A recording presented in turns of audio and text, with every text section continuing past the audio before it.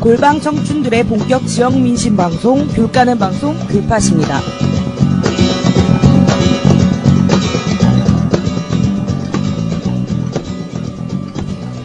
안녕하세요, 청취자 여러분. 저희 새로운 마음으로 귤 까는 방송으로 인사를 드리려고 합니다. 저는 여전히 까칠한 빼빠입니다. 반갑습니다. 네, 저 광주바닥의 MC입니다. 네, 안녕하세요. 이코입니다. 네, 안녕하세요. 맨발입니다. 네, 좀 식상하시죠? 네, 이렇게 멤버들 그대로 인사드리고요. 오늘 저희가 또 새로운 마음가짐으로 오픈하는 만큼 지역의 유명한 감자 한 개를 불러 모셨습니다. 지역 언론에서 기자로 활동하시는 네, 감자님 소개해드리겠습니다. 안녕하세요. 네, 안녕하세요. 감자입니다. 네, 그냥 감자라고 부르면 됩니까? 네, 그 정도면 충분합니다. 뭐 더 소개에 덧붙일 말은 없을까요? 아, 저는, 네, 복잡한 거 싫어하니까. 아, 알겠습니다. 간결한 거 좋아합니다. 감자. 네, 그리고 아니, 어쨌든. 요즘 하도 호칭 가지고 네. 네, 이렇게 좀 무섭잖아요. 왜요? 그런 이야기 했어. 그런 이야기 하지 마. 넘어갑시다. 네네네. 넘어갑시다. 감자님으로, 네, 하겠습니다. 지역 언론에서 기자로 활동을 하고 계시는데요. 우리 교육가는 방송에 좀 더 풍부한 지역 소식들을 전해주실 수 있을 것으로 기대를 합니다. 저희 오늘부터 시작되는 귤팟에서는요, 조금 형식의 변화를 줘봤어요. 그래서 지역 소식들을 좀 먼저 전하는 광주바닥 임씨의 뉴스 브리핑을 좀 들으실 거고요. 그리고 이후에 그 뉴스 브리핑의 내용들을 가지고 이야기하는 시간들을 갖고, 그리고 넘어가서 좀 더 재미있고 다양한 관점에서의 뉴스를 다루는 이야기로 2부를 진행하는 방식으로 여러분들 만나 뵈려고 합니다. 그래서 오늘 그 광주에서 가장 발바닥에 땀나도록 이렇게 뉴스를 전하시는 임씨가 광주바닥 이야기를 전달해 주시는 방식으로 지역 뉴스를 전해 주시겠습니다. 아, 음악 안 들어가요?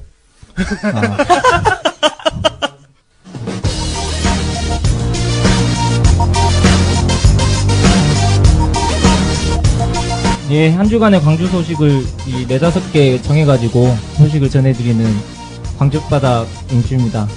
와, 예, 시작해도 돼요? 네, 시작하세요. 자연스럽네. 어깨 피고 하세요. 아, 이거 긴장되네. 예. 야, 이게 처음의 묘미인 것 같아요. 예.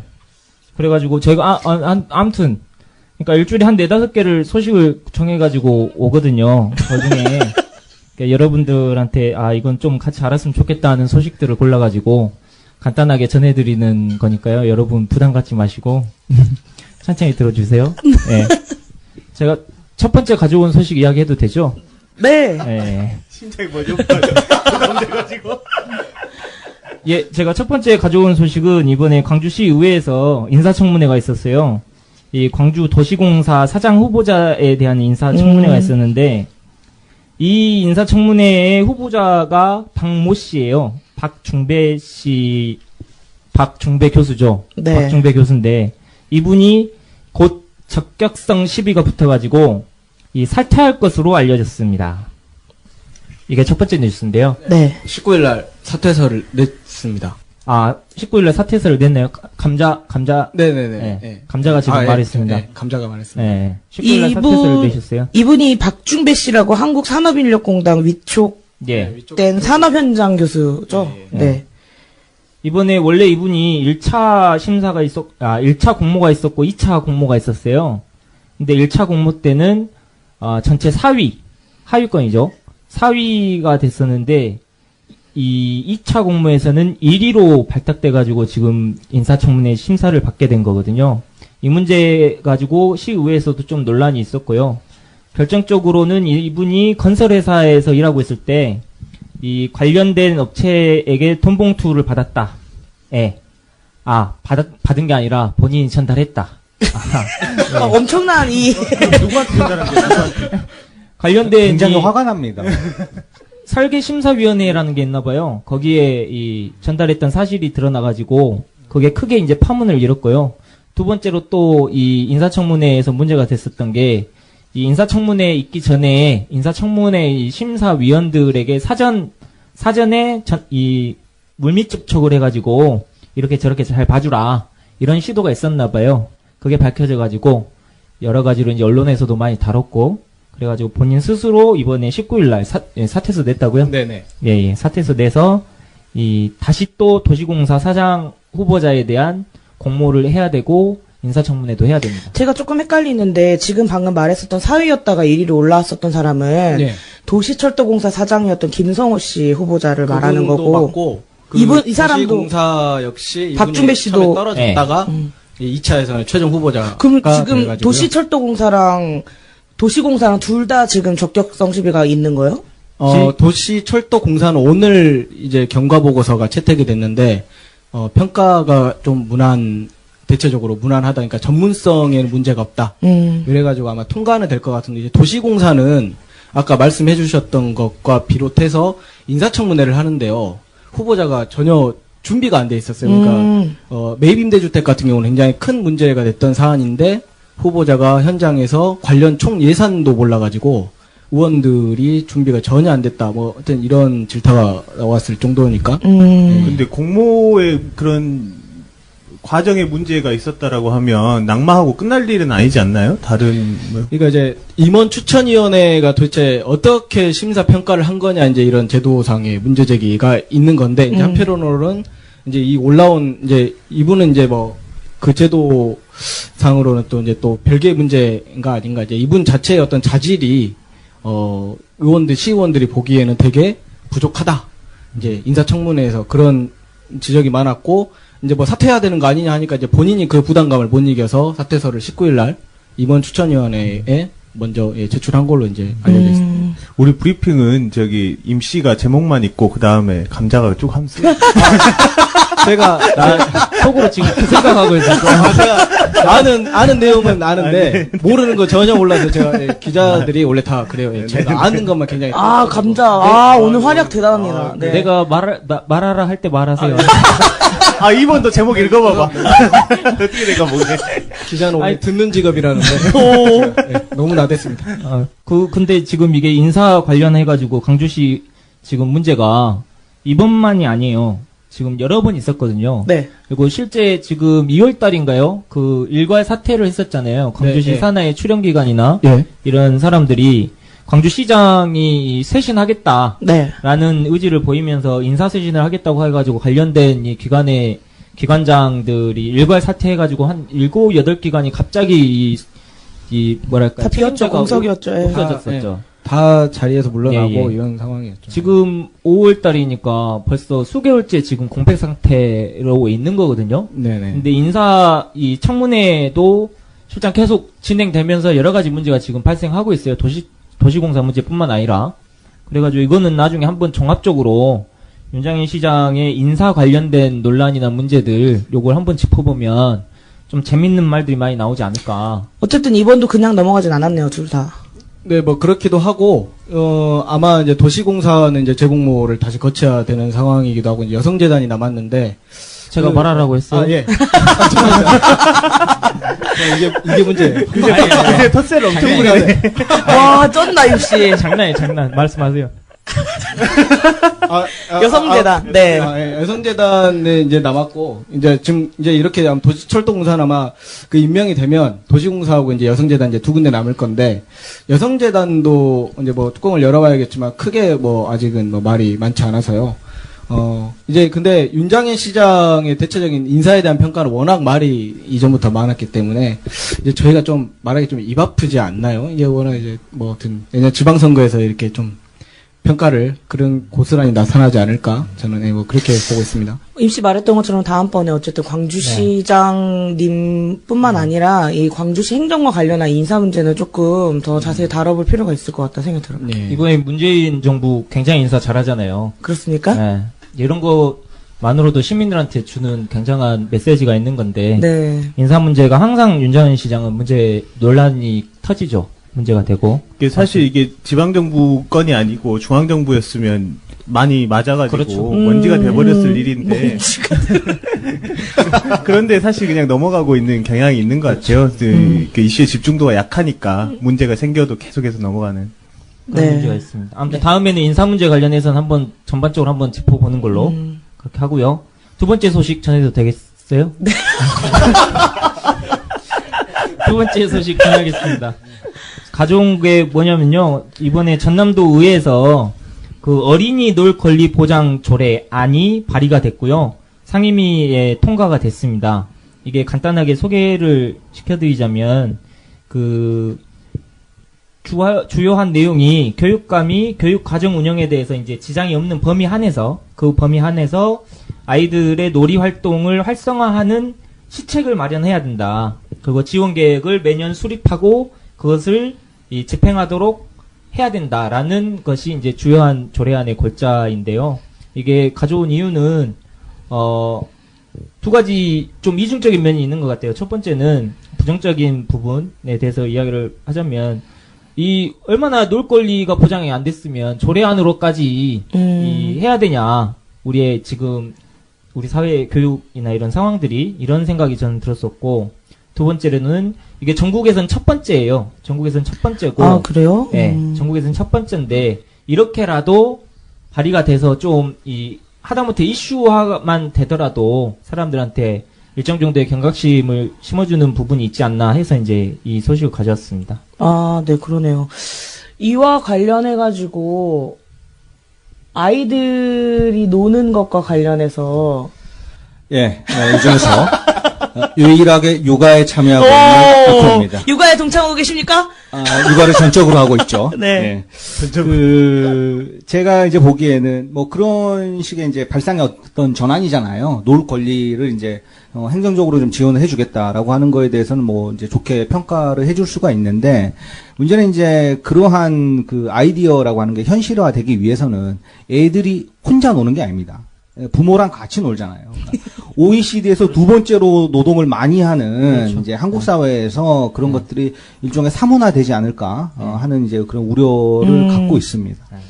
조금 의외이기도 한 것 같은 게, 전남 같은 경우에는 아이들이 별로 많지 않다는 느낌도 있고, 실제로는 전남이 돛단이기 때문에, 이제 넓잖아요. 그러니까 아이들이 밀집되어 있는 지역이 특별하게 있거나 이게 아니라 농촌 지역이 많은데 이런 조례를 제정했다는 게 좀 신기하기도 하고 이렇게 좀 의미가 있나?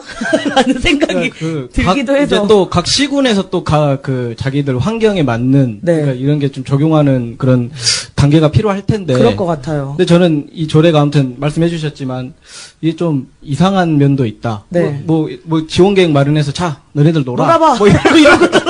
그리고 이제 더 중요한 것은 제가 아까 강조해서 좀 말하긴 했는데 교육 과정 운영에 지장이 없는 범위 내에서 아, 구려요. 이 전제 조건이 있어서 단서가 있는 거죠. 단서. 예, 좀 아쉬운 부분도 있는데 어찌됐든 구체적인 어떤 계획을 가지고 제가 보기엔 조례안이 만들어졌다라기보다는 상징적 의미.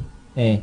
아니, 근데 이런 거- 그거는 조금 지켜봐야 알 수 있어요. 이 조례가 생성하기 위해서 누군가 노력했을 텐데 그렇다고 한다면 지원을 어떤 방식으로 할 거냐 이걸 살펴봐야 아마 지원을 뭐 교육청에다 돈을 주진 않을 거 아니에요. 그러면 지원을 받아갈 중간 조직이 생길 수 있고 그 중간 조직을 책임지려고 하는 세력이 분명히 있을 것 같다는 생각이 좀 들어요. 네. 그럴 수도 있고 또 이제 또 다르게 보면 이게 그 전남도의 어떤 다양한 시민사회의 요구 중에 하나로 있다가 이렇게 된 걸 수도 이게 있으니까요. 요구가 있다고 하더라도 그거를 풀어내야 될 일하는 주체가 있어야 될 텐데 네. 그 지원을 그러면 어린이들한테 돈을 나눠줄 수 있는 건 아니잖아요. 그러면 차라리 그것도 그렇게 해줬으면 관련된- 좋겠어요. 돈을 줘라. 놀이수당을 줬으면 좋겠어, 차라리. 놀이수당. 왜냐면은, 이게, 여러분들 잘 모르시겠지만, 저는. 아빠한테? 아니면 그렇죠. 애들한테? 아빠한테 줘야죠. 이 한국말 끝까지 들어야 되는구나. 아니, 근데 애들하고 놀려면, 기본적으로 돈이 듭니다. 네. 그래서 나가야 되고, 시간도 들고 돈이 그러네. 맞는 말이네. 들기 때문에, 애들하고 이제 돈도 안 주고 이제 여기서 뭐 그래 적당히 놀아라 라고 하면은 시간만 준다라고 했을 때는 결국 우리가 할 수 있는 거는 뽀로로 시청밖에 없어요. 그렇기 때문에 그러네. 그런 부분도 차라리 있는데. 놀이수당을 그냥 현찰로 달달이 저한테 주시면 제가 저한테. 네. 전남으로 이사 갑니까? 아, 그럼요. 전남으로 이사 간다. 예. 근데 제 생각에는 여기 이제 교육청 산하에 어린이 놀거리 보장위원회를 둔다고 하는 거 보니까 이제 지역사회에 다양한 주체들이 들어와서 실제 어린이들이나 청소년들이 놀 수 있는 지역의 환경이나 도시 환경이라거나 뭐 지원책들에 대한 좀 논의들을 계속 쭉 할 것 같은데 보니까 광주에도 어린이 청소년 친화도시 협의회가 예, 있어요. 협의회라고 해가지고 꼭 이 놀거리와 관련한 것은 아니지만 그와 관련한 이제 고민들을 함께 나누는 예, 협의체가 있죠. 공간하고 시간을 마련해야 된다. 어린이들, 네. 어린이 청소년에게 한편으로는 그들이 놀 공간이 있어야 되고 시간이 있어야 되는데 지금까지는 그거를 전부 담보하는 게 교육청 산하의 이제 각 학교들이잖아요. 이게 청소년들은 어디를 가야 되냐? 무조건 학교에서 해야 돼요. 체육활동도 학교에서 문화활동도 해야 되고 공부도 거기서 해야 되고 이제 그 중심이었던 거를 좀 탈피하자라고 하는 움직임이 좀 있는 것 같아요. 그러면 이제 학교 밖에서 청소년이 갈 수 있는 곳 어디냐? 그러면 이제 학원 하고 PC방 뿐이었거든요. 그런데 그 이외의 공간들이 좀 활성화돼야 되는데 이게 두 개가 같이 가야 돼요. 공간을 먼저 오픈하고 나면 어차피 시간이 없는 청소년들은 그 공간에 가지 않아요. 청소년 공간은 평일 낮에 텅텅 비어있는 공간들이거든요. 만들면. 그쵸. 근데 시간을 줘서 그 공간으로 갈 수 있는 여건이 마련돼야 되고 또 그 갈 수 있게 되면 갈 수 있는 공간이 동시에 하지 않으면 한쪽만으로는 안 되더라고요. 야, 이게 광주바다 의미가 있는데요. 이게 난 간단하게 한 10분 안에 이걸 다 그냥 끝내보려고 했는데 이 아이가 네. 자연스럽게 나오는 게. 근데 두 마디 하셨죠. 아니 지금 프로듀서가 길어진다고 빨빨 넘어가래. 그러면 세 번째, 네, 말씀해 예, 주십시오. 알겠습니다. 아무튼 굉장히 의미 있는 광주바다입니다. 5개 다 못하는 수가 있어 지금. 빨리 넘어가게. 다음 소식은 청년 부채 제로와 관련해가지고 지역에 있는 시민단체하고 의회 그리고 제2금융권 그 청년단체들이 모여가지고 이 청년 부채 탕감운동에 나섰습니다.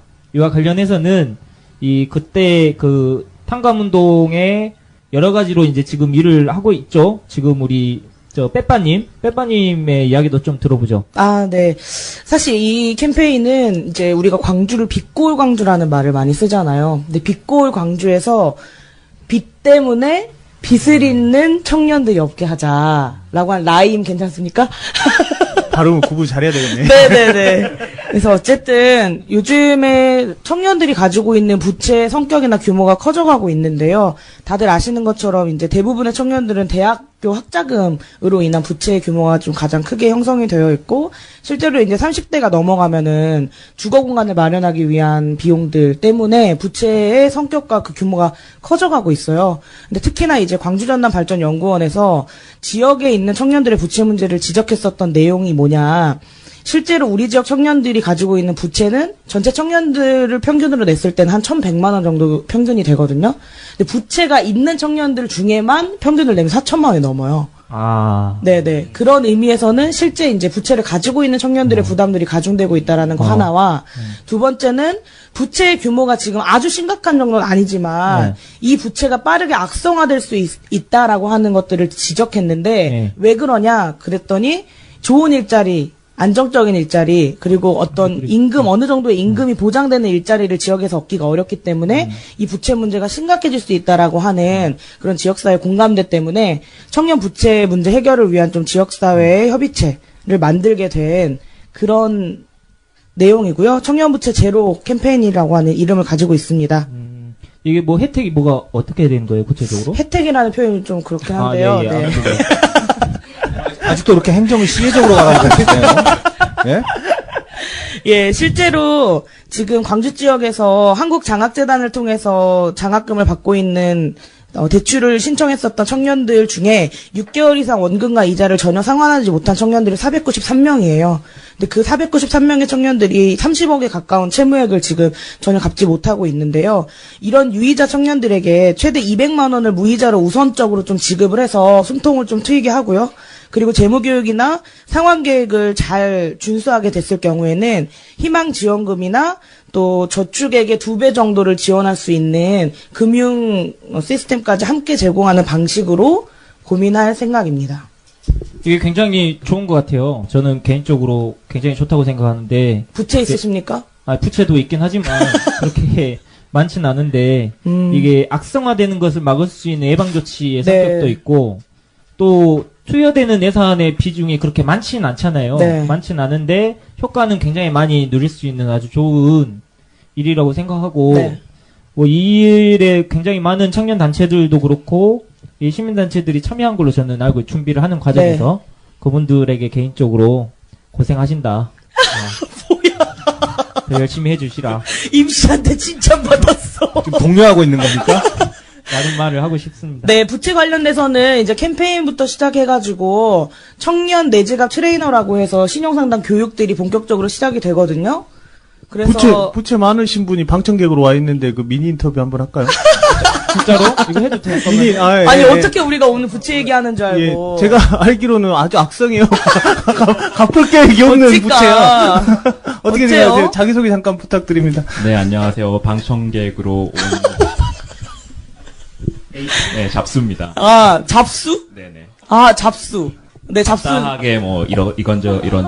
아 백수 플러스 잡담 뭐 이런 거요? 백수는 아니고요. 아 네. 잡다한 일을 다 해가지고. 잡수. 잡수. 포부는 엄청 커요. 그럼 잡수님이라고 부르면 돼요? 아, 사업자 등록이 몇 개인지 몰라. 아 잡수.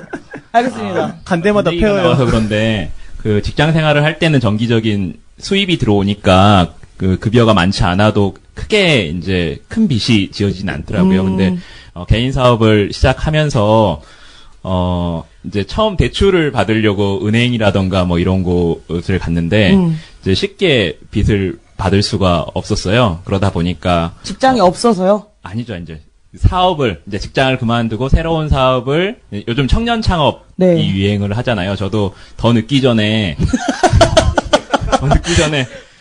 나라 덕정 보자. 잡수로서의 삶을 살기 위해서 이제 창업을 하게 됐는데, 이제 빚을 내기 위해서 대출. 뭔가, 대출을 받기 위해서 뭔가 담보를 예. 담보를 잡힐 수 있는 게 없다 보니까 네. 신용을 통해서만 하는데 이제 1금융권에서는 개인 신용을 가지고 받을 수 있는 것들이 잘 없더라고요. 그리고 그런 정책 자금이라고 하는 것도 전혀 맨바닥에서 시작하는 거에는 한계가 있어서 네. 그렇다고 이제 그때까지 어떤 것들을 기다리고 이렇게 할 수가 없다 보니까 이금융권이라던가 카드 대출로 사업을 시작해서 네. 큰 빚을 져서 사업은 하고 있습니다. 아 맞아요. 지금 이자 속도하고 따라잡을 수 있어요? 아니 정확 수익률이 아니, 너무 잔인하다. 너무 잔인한 진짜. 질문 아니에요? 너무합니다. 얼마나 앞서인가 얘기를 해줘요. 20일이 되면은 이렇게 피가 마르는데 이제 그때쯤 되면 이제 카드라던가 이 대출 원금하고 이자 금액이 이렇게 와서 한 6개월 정도는 사실은 대부분 이제 거치 기간이 있어서 이제 그 기간 안에 어느 정도의 이제 사업 규모라던가 이런 것들을 만들려고 했는데 생각보다 처음 하는 사업이어서 생각처럼 되진 않더라고요. 그래서 현재 원금하고 이자를 같이 이제 갚게 되다 보니까 매달 한 500만 원에서 600만 원 정도의 비용을 부자다. 해야 돼서 대박이다. 네, 그 그럼 정도, 수입이 네. 그 정도 있어야 된다는 거잖아요. 아, 그렇죠. 이제 그걸 네. 못 따라잡으니까 약성 부채라는 거야. 누구나 다 그러진 않을 텐데 어쨌든 간에 부채도 그렇습니다. 거시기예요. 저희 다음에 광고 한번 해드릴게요. 그 잡스. 너무 좋네. 아니 무슨 사업을 하시는? 안 끊어요. 다요. 소개 잠깐만 진짜 해봐요. 다 해요. 진짜 다 해요. 다. 네. 대표적으로. 잡수여가지고요. 음향, 인테리어, 목공교육, 적정기술, 캠핑 물품이라던가. 그러니까 다 빌려줘요. 컨설팅 천막도 뭐. 빌려주고, 의자도 빌려주고, 음향도 빌려주고. 그러니까 이제 다 몸도 합치면 빌려주고. 레크레이션. 네, 다 합치면 레크레이션. 전부 다 돼요. 전부 다. 이유를 알겠네. 요즘 가장 뜨고 있는 좀 핫트렌드 아이템 아닌가요? 맞죠. 다 맞아요. 네네. 안 될 거라고 생각하셔서 연락하면 제가 빚을 내서라도 준비해서. 당신의 꿈을 실현시켜 드립니다. 대박이다. 어쩌냐면요, 공사도 견적에 맞춰서 해줘요. 네. 무조건. 아니 우리 제가- 얼마밖에 없다. 저도 어. 지금 방금 저희 사무실 공간 견적 그렇게 내고 왔어요. 우리 얼마밖에 대박. 없다. 공사는 마무리해라. 저도 오늘 저희 사무실 보러 가시게 할 거거든요. 근데 이제 본인이 역량 부족으로 부채가 늘어나는 경향도 있고 주변 사람들을 돕다가 그런 경향도 있고 그러나 어쨌든 어떤 사업 아이템이라든지 그 사업에 시작하기 전에 구상하는 그런 단계를 건너뛰었기 때문에 생기는 일이다. 근데 방금 잡스님이 말씀하셨던 대목들이 이제 몇 지점이 있는데요. 실제 청년들 같은 경우에는 이제 안정적인 직장이나 정규직 직장이 아니었을 경우에는 직장인 대출 같은 것들이 대부분 안 돼요. 그리고 실제로 그 대출이 안 되기 때문에 2금융권이나 3금융권을 이용하다 보니까 이자율이 굉장히 높아요. 그래서 빠르게 처음에 빌릴 때는 누구나 사람들이 내가 빚질 거라고 생각하겠어요? 이래 해가지고 저래 하면 이렇게 갚을 수 있겠구나 하고 빌리잖아요. 그런데 그게 잘 안 갚아지다 보니까 이제 6개월 이상 못 갚게 되고 유의자가 되니까 또 다른 거래들이 막히고 해서 연락이 끊기고. 네. 핸드폰이 안 되고 이렇게 되거든요. 그러다 보니까 청년부채가 생각보다 빠르게 이제 넘어가는데 또 여기에 약간 딜레마가 있는 게 청년들 입장에서는 아직은 사회생활을 많이 해야 되고 막 이렇게 미래가 창창하니까 이걸 너무 열심히 갚는 거예요. 왜냐면은 이제 막 이자 안 갚았다고 뭐 그 넘어간다고 막 그러잖아요. 채권이 넘어간다 막 이렇게 막 겁주니까 이걸 너무 열심히 갚아서 이 부채가 되게 뭐라 그래 탱탱한 부채? 뭐라고 해야 될까 표현을? 네, 뭔가 착한 부채인 거예요. 그러다 보니까 청년들이 빚을 내서 갚기를 부추기는 그런 풍토도 있어요 지금. 왜냐면 돈 잘 갚고. 굉장히 좋은 고객이네요. 그쵸. 네. 금융권이죠. 네. 너무 그 모럴 해저드가 아니라 너무 모랄리스트여가지고 문제라는 거죠. 네, 저는 그렇게 생각하고요. 요즘에 온갖 광고와 인터넷 광고에 빠르게 대출이 가능하고 쉽게 가능하다라고 하는 온갖 대부업 광고들을 보실 거예요. 네. 그것 자체도 사람들로 인해서 부채를 권하는 사회인 거예요. 그렇죠. 빚권하는 사회인 거잖아요. 그런 의미에서 안전망이나 보호장치는 전혀 마련되어 있지 않는데 청년들한테 이 낮은 저리 초저금리 시대에 살아가는 우리들에게 높은 금리로 계속 돈 빌려가라 하고 있는 이 풍토가 문제고 그런 의미에서는 계속 이제 가계부채 문제도 문제지만 청년부채 관련된 문제들도 앞으로 중요한 그 문제로 다뤄질 거고 대책 마련이 필요하다 이런 생각이 들어요. 예. 잘 들었어요. 네네. 아니 부채가 얼마 없어서 이런다니까. 아이고 나도 지금 나가는 지난번에 이자가 얘기했잖아. 얼마 안 된다고. 그러니까 얼마 안 된다니까. 미안해요. 부채가 아니, 많아야 되는데 방금 미안해. 얘기하신 그 잡스 양반 그 지금 이자에도 못 미쳐. 그러니까. 부채가. 그러죠. 아니 근데 진짜. 제가 공식적으로 사과드릴게요. 이 사람들이 너무 웃어가지고 너무 사람들이 말이야. 이렇게라도 웃어야 돼. 아, 그래? 안 그럼 네. 웃을 일이 없어. 그런 거야? 네. 네. 다음 소식 넘어가도 돼요? 네. 네. 다음 소식으로 넘어가겠습니다. 이번에 37주년 5.18 민주화운동 기념식이 있었습니다. 많은 분들이 이 기념식을 보면서 굉장한 뭐랄까요 감동을 받으신 분들도 있고 이 정권이 바뀌는 게 이런 거구나 라는 걸 많은 분들이 느꼈을 것 같아요. 저는 거기 있었어요. 현장에 있으셨어요? 네, 정부 기념식에 있었습니다. 이번에 기념식이 그 전에 기념식하고 여러 개가 많이 달랐지만 네. 또 크게 달랐던 점은 이 신분증만 지참하면 누구나 그 기념식에 참여할 수 있는, 그전에는 이제 초청장이 있어야지 들어갈 수 있었잖아요. 네. 네. 그래서 가셨구나.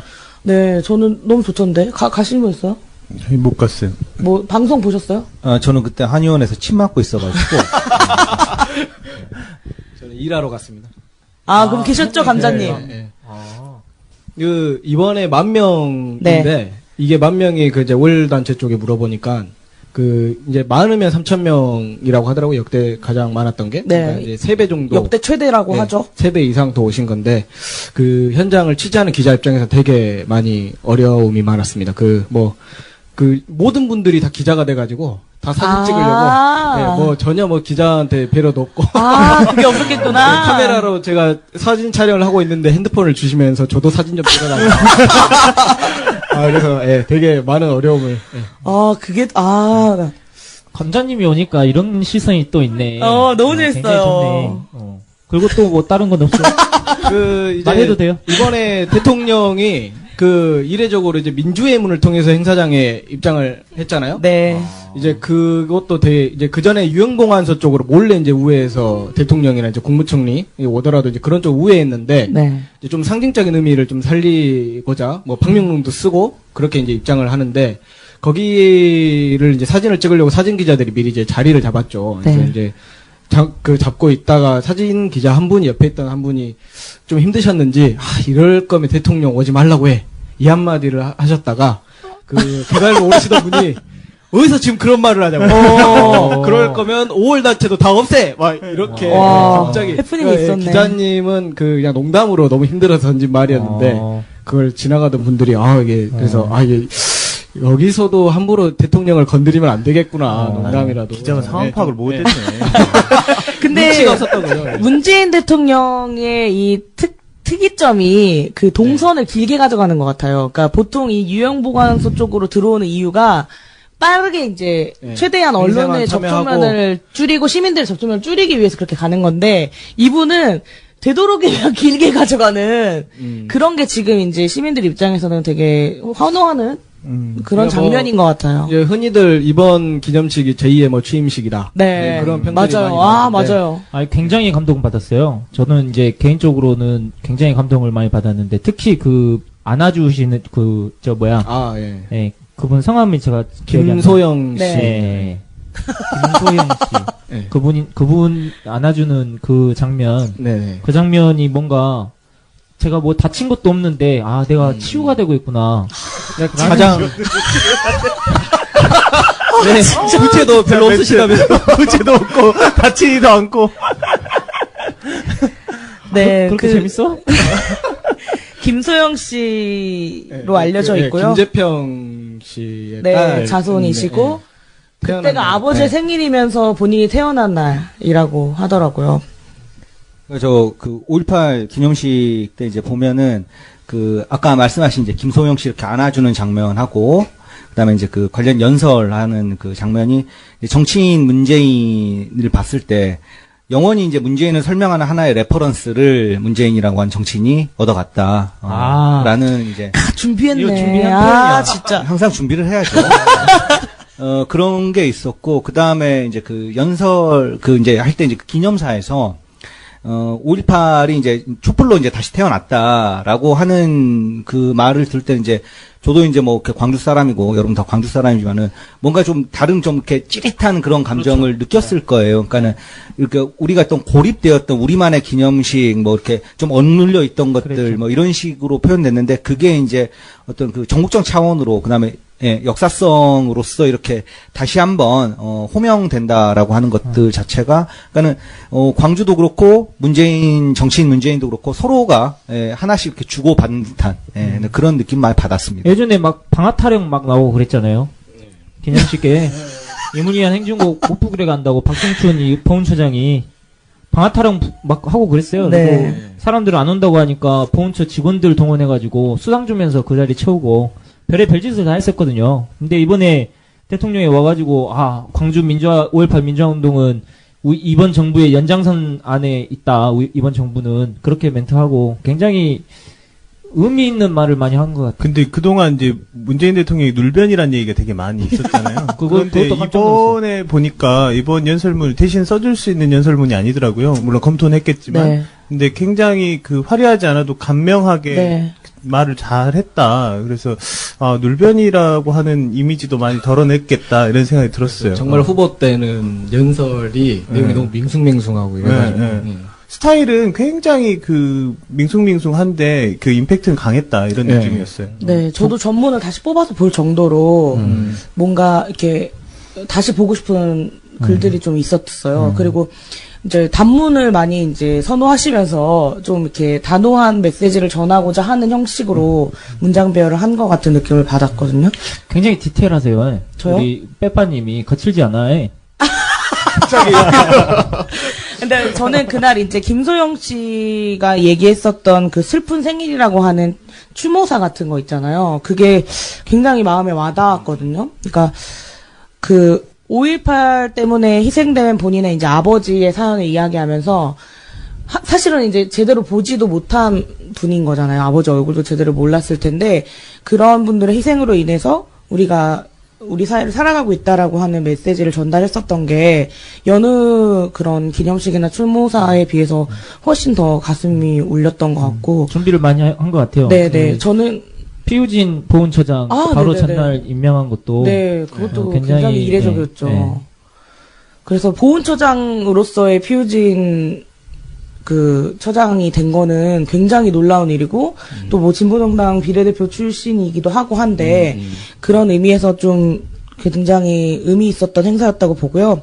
그 전문 내용을 좀 보면은 여러 가지 내용들을 많이 담고 있긴 한데 뭐 워낙 언론을 통해서 많이 보셨을 테니까 몇 가지만 말씀을 드리면 그 5월 열사분들 중에 4명의 이름을 호명했었던 장면이 있었잖아요. 다른 거는 다들 아실 테니까 그 부분이 저는 가장 의미 있었고 또 5월과 관련해서 직간접적으로 관련했었던 분들에게 치유가 되는 그런 호명 저는 아니었나. 조금 더 얘기하면 네. 5월 광주가 광주 안에서만 사건이 아니라는 것을 이번에 4명의 열사를 네. 호명하면서 하고 싶었던 메시지였던 것 같아요. 그러니까 5.18 안에서 말고 네. 그 밖에서 기억투쟁을 위해서 희생되신 분들을 언급한 거잖아요. 그러니까 5월을 광주 안에 가두려고 하는 그 시도를 넘어서고 하는 의도가 깔려 있었다. 이렇게 봐요. 네, 그랬던 것 같아요. 사실 잘 알지 못하는 열사들도 계셨을 거고, 실제 5.18 당시에 광주에서 쓰러져 갔었던 분들뿐만 아니라, 뭐 서울에서 또 전국 각지에서 5월 진실을 알리기 위해서 불려졌었던 분들이죠. 우리도 한번 얘기를 해야 될 것 같은데, 박관현 열사, 그리고 표정주 열사, 조성만 열사, 박래전 열사, 이렇게 4분의 이름이 그날 호명됐습니다. 디테일이 강하세요. 자꾸 평가하고 있어. 자, 넘어가. 넘어갈까요? 예. 예, 마지막 소식입니다. 이거는 5.18, 이것도 5.18 관련된 내용인데요.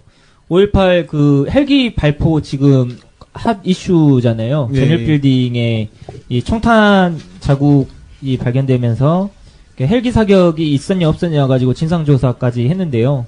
그 중에 이제 특히 그 김희송이라는 전남대 5.18 연구소의 연구교수께서 이번에 5.18 그 당시에 헬기 착륙 공간을 만들기 위해서 그 헬기 난사를 했을 가능성이 높다라는 내용을 발표하셨어요. 이 부분에 대해서 저는 이제 앞으로도 더 밝혀질 게 많이 있겠지만 이 굉장히 중요한 연구 결과를 다행히 5.18 행사 전에 발표하게 돼서 좋았다. 그런 차원에서 소식을 가져왔어요. 그 5.18 이제 진상규명 이제 그 헬기 총탄 자국이 나오면서 이게 되게 정말 그 대전환기 같이 올해가 이제 이렇게 되고 있는데 그 저는 아무튼 이거는 되게 바람직한 거고 필요한 거라고 보면서도 그 좀 여러분들에게 한 가지 조금 당부드리고 무슨 말 싶은 할지 알 것 말은 같아요. 네. 광주시의 행보를 조금 예의주시하시고 조금 좀 관심을 가져야 거리를 된다. 두고 좀 봤으면 하는 게 그 윤 시장이 이제 아무래도 내년 재선 가도를 달리면서 가장 상징적인 컨텐츠로 갑자기 밀고 있는 게 5.18이거든요. 네. 그 일반적인 업무 보고 뭐 결제는 그냥 다 간단하게 하고 넘어가는데 5.18 관련해서 거의 1시간 이렇게 듣는다고 하더라고요. 뭐 공무원 좀 얘기 들어보면 지금 그 정도로 애착을 쏟고 있고 이번에도 문재인 대통령 기념사 듣고 나서 윤 시장이 바로 나왔던 반응이 뭐 이게 나라다 보여줬다. 근데 그 안에 어떤 내용 문맥을 읽어보면 이게 우리가 다 했던 건데 요거를 대통령이 받아서 얘기를 했다는 게 요거를 되게 강조하는 그러니까 그런 것들 우리가 이제 앞으로는 좀 주의 깊게 이제 물론 5.18 진상규명 필요한 건데 그런 좀 정치적인 의도를 조금 조심해야 되지 않나. 저는 그것과 관련해서 이번에 국민의당이 헬기 사격을 밝혀내겠다. 이거 평가들 대대적으로 걸었더라고요. 그래서 네. 저는 좀 의아했어요. 그거를 하면 안 된다 이런 얘기가 아니라 사실 이제 진상규명과 관련돼서 새로운 이슈이긴 하지만 그것만 전면적으로 내세웠던 게 조금 특이하다 이런 생각은 좀 들었어요. 그러니까 그 5.18이 발포자에 대한 책임 뭐 이런 것도 연결돼 있기 때문에 아마도 헬기 문제, 이 사격 문제에 집중을 하고 있는 것 같아요. 그러니까 그 헬기 사격은 아무튼 그동안의 5.18 보도의 성향 뭐 이제 제가 기자 생활을 오래 하지 않았기 때문에 모릅니다만 이제 선배들 얘기를 들어보면 항상 5.18 때가 되면 언론들이 앞다퉈 이제 특종 경쟁을 하는데 이제 정치도 사실 정치권도 마찬가지다. 그런 것들을 하나 이제 자기 어떤 이슈화로 먼저 선점하려는 어떤 시도들 그런 것들은 항상 우리가 좀 주의 깊게 좀 비판적으로 바라봐야 되지 않나. 이 기사 가지고 오면서 들었던 생각이 좀 비판적인 이야기를 하자면 37년이 지났는데 발견된 건 최근이거든요. 그러게 말이에요. 전일빌딩. 네. 전일빌딩은 이미 뭐 5.18 당시에 굉장히 중요한 사적지의 역할 지금 뭐 그렇게 돼 있는데 37년 동안 왜 그걸 못 찾았을까? 전 이해가 안 가더라고요. 솔직히. 그러니까 애초에 5.18이 일어난 직후부터 집단 발포에 대한 의혹이나 계속 있었죠. 있었고 거기에 대해서는 그 증거가 굉장히 중요하잖아요. 그 증거를 찾기 위한 다각도의 노력이 있었을 거고 실제 그 발표 현장은 가장 전일빌딩 인근의 그 지금 구정남조청 네. 인근일 텐데 네. 그게 미스테리입니다. 저는 그걸 보면서 무슨 생각이 들었었냐면, 알고는 있었을 것 같아요. 거기에 총알 자국이 있다. 전일빌딩에 총알 자국이 있다. 그 모르는 사람은, 아는 사람은 분명히 있었을 것 같은데, 이게 정말 중요한 문제인지 아닌지, 이게 어떤 결정적인 증거가 되는지 아닌지, 이거에 대한 생각이 없었던 거 아닌가 싶은 생각이고, 그리고 이번에 전일빌딩에서 총탄 자국이 발견된 게 정말 의외의 사건 때문에 밝혀진 거거든요. 전일빌딩에 대한 안전도 검사, 네. 여기에 이제 시비가 붙었었어요.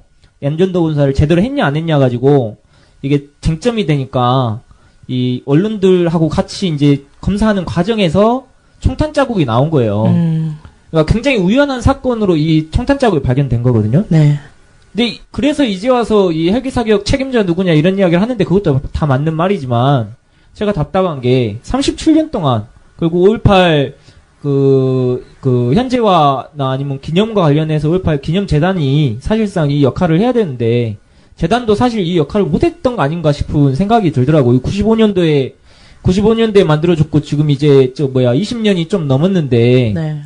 기초적인 이런 사실에 대한 조사나 아무튼 이런 것들도 없었을까 싶은 생각이 아니, 들더라고요. 뭐, 그거야 이제 새로운 사실이 나오는 거야 계속 이렇게 추가하고 업데이트 해야 되는데, 이것이 뉴스의 중심이 서는 게 조금 이상하다는 거죠. 왜냐하면 집단 발표가 없었다든지 그런 건 아니거든요. 집단 발표에 대한 책임자가 누구냐, 그것에 대해서가 밝혀지지 않은 거였고, 우리는 짐작은 다 할 수 있는데, 그 책임자로 갈 수 있는 연결고리가 뭐냐, 이런 것이 계속 남아 있었던 거잖아요. 사실은 책임자가 진짜 궁금해서 물어본 게 아니라, 책임자가 전두환이다라고 말하고 싶은데, 네. 그것을 부정하고 있으니까 증거 찾기가 이제 시작된 건데, 그러면 헬기 사격이 없었다라고 한다면 전두환으로 건너갈 다리가 없었냐, 이건 좀 다른 얘기 같아요. 그러니까 저는 부분적 진실에, 왜냐하면 그 집단 발포도 있었고 그 뒤에 학살도 있었고 많이 있었거든요.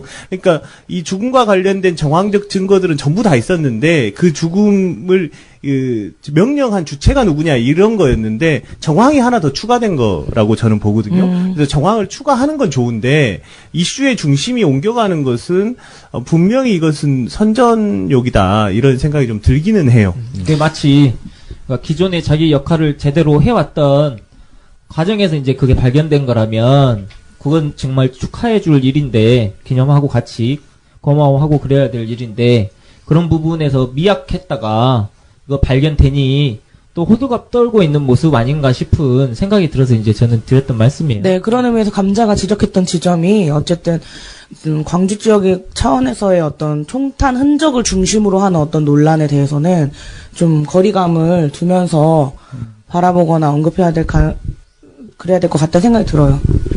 뭐 추가로 더 5.18 관련해가지고 좀 다루기로 이야기를 했으니까 5.18 관련해서 이야기를 좀 하는데 그건 바로 다음 2회 에피소드에서 좀 더 집중적으로 좀 다뤄보죠. 네, 그리고 마지막 소식이 있는 걸로 알고 있는데 시민정치 페스티벌이라고 우리 감자 기자께서 네, 뭐 제가 간단하게 열심히 준비해온 건 아니고 급조한 갑자기 하라고 해서 뭘 해야 될까 고민하다가 이제 방송에 적응하시는 것 같은데.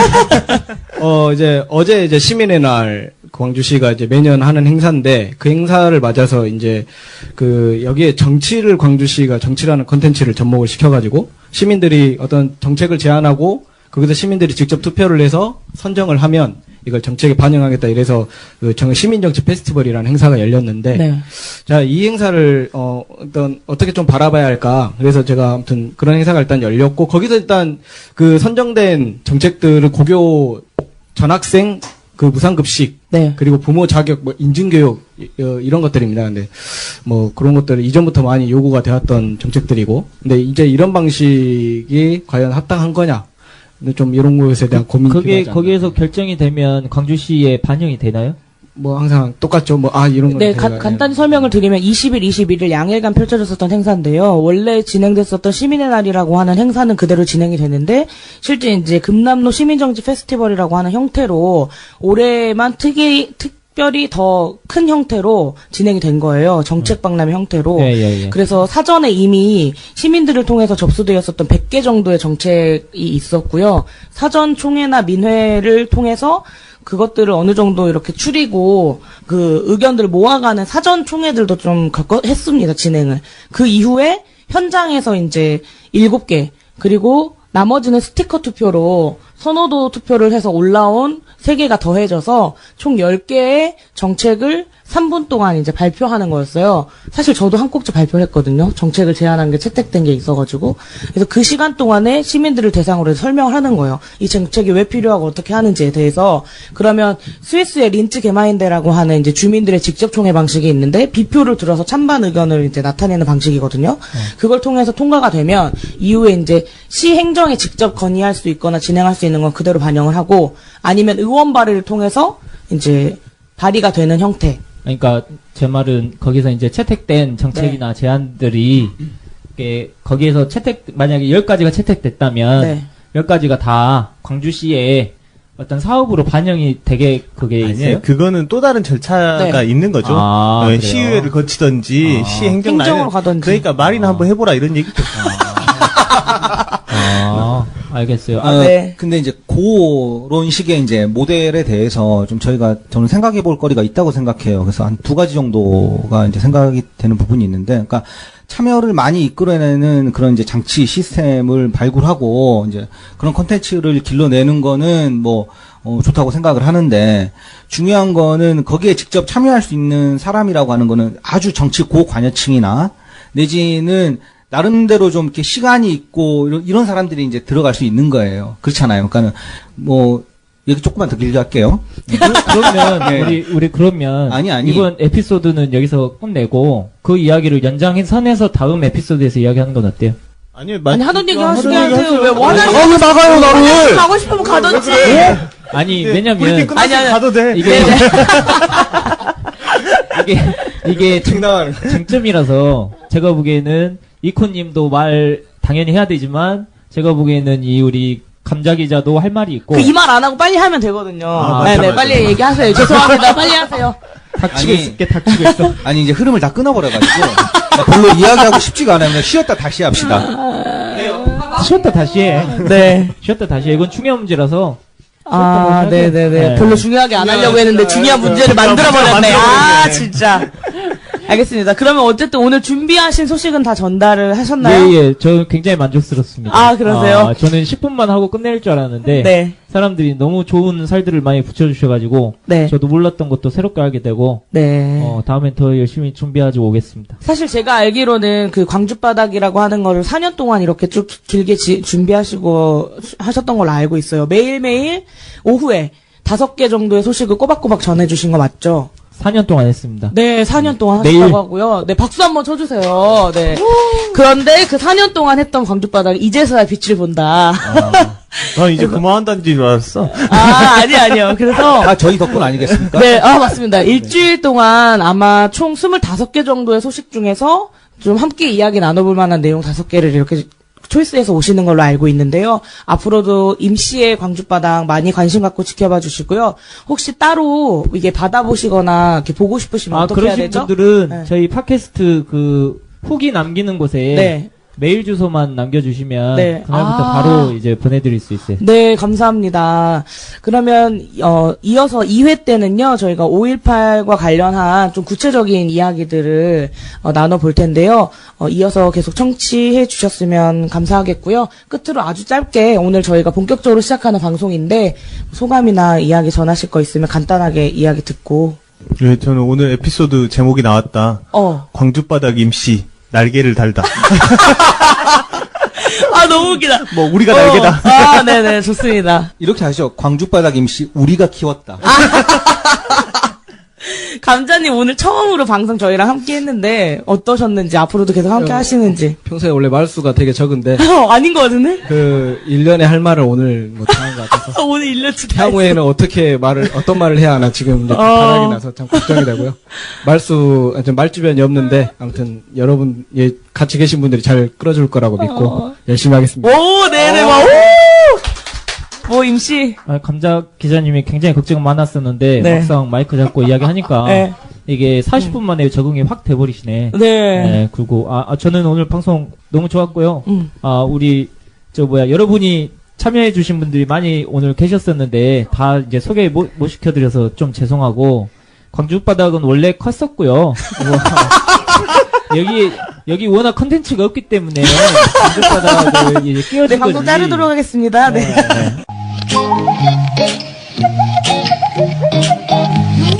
네, 저희 2화도 찾아뵐 수 있을 텐데요. 오늘 녹음하고 끝나는 거 아니니까 꼭 구독하기로 다음번 방송도 기다려주셨으면 좋겠습니다. 특히나 좋아요, 하트, 그리고 구독하기, 그리고 후원금 보내는 것도 있다고 하는데요. 저희 보내주신 분이 있더라고요. 정말 감사드립니다. 앞으로도 구독하기와 다운로드를 통해서 저희 글판 많이 사랑해주셨으면 좋겠고요. 다음 주에도 더욱 풍성한 내용으로 만나뵐 수 있기를 준비하겠습니다. 고맙습니다. I'm telling you that ooh, we were meant to be. Darling, can't you see that I'm your whole world?